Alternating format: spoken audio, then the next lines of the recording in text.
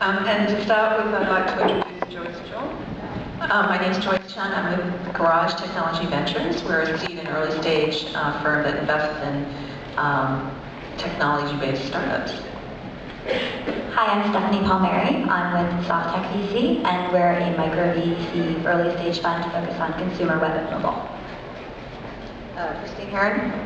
Christine Herron with Intel Capital, also very active with 500 startups and startups. And Intel Capital is fairly stage agnostic across many different technology sectors. I tend to do consumer internet and early research. My name is Manu Kumar.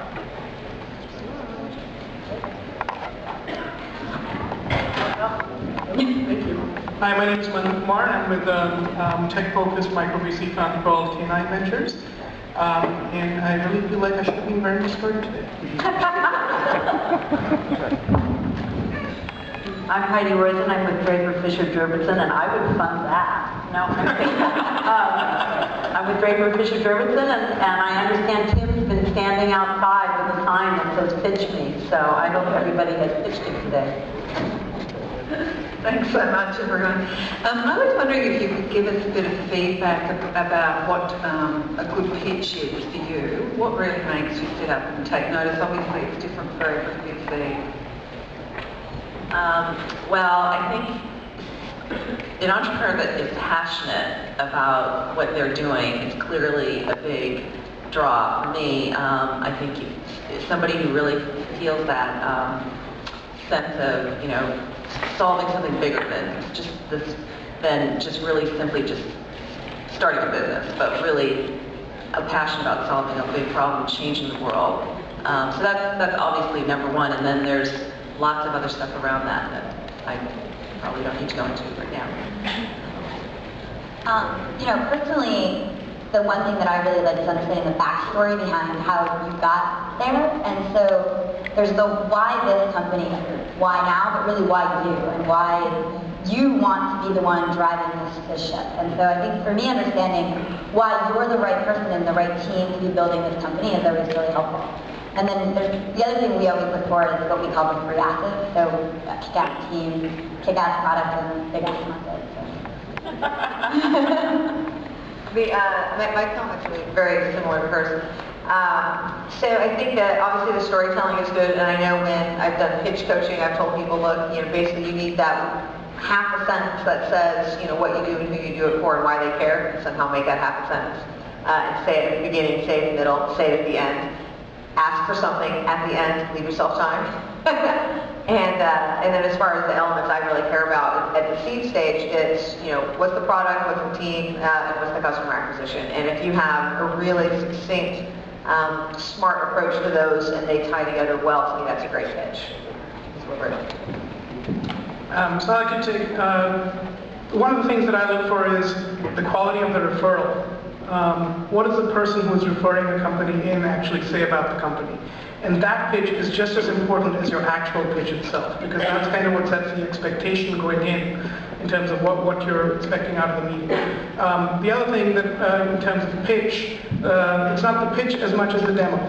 The demo is a whole lot more important to me than just the quality of, can you tell the story? And then the third part, of course, is can you actually tell the story? And every pitch has a certain arc to it in terms of what the story needs to be. And you need to actually be able to know what the arc is for your company and be able to actually follow that arc and convey the story in a concise manner.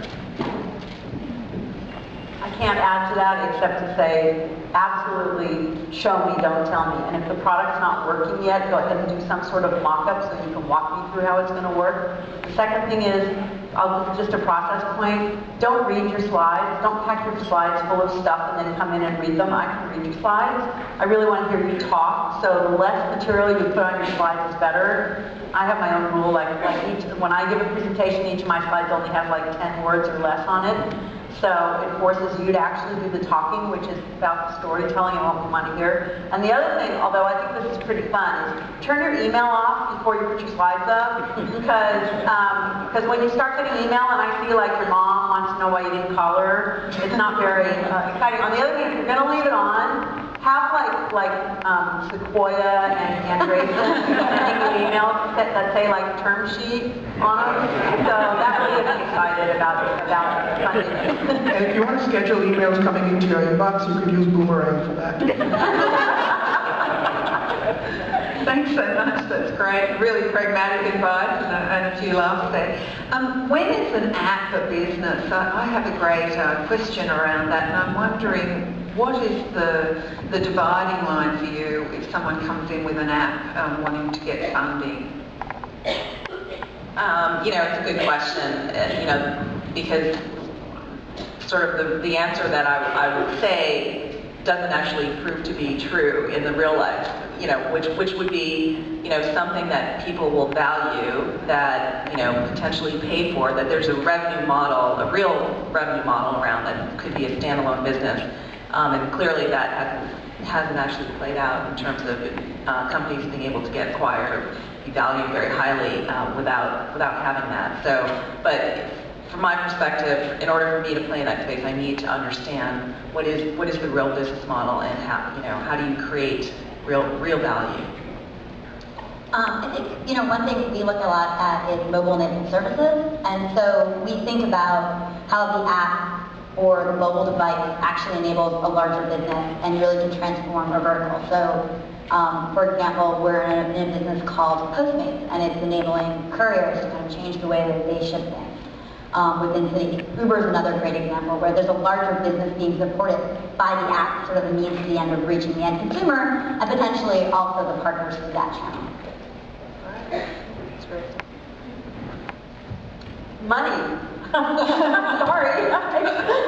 It's price times volume equals money, and I think that was the issue. I think early on, particularly in mobile apps, when I was a software developer back in the Stone Ages, there were 25 million Macs, and we could sell our product for about $300 a pop.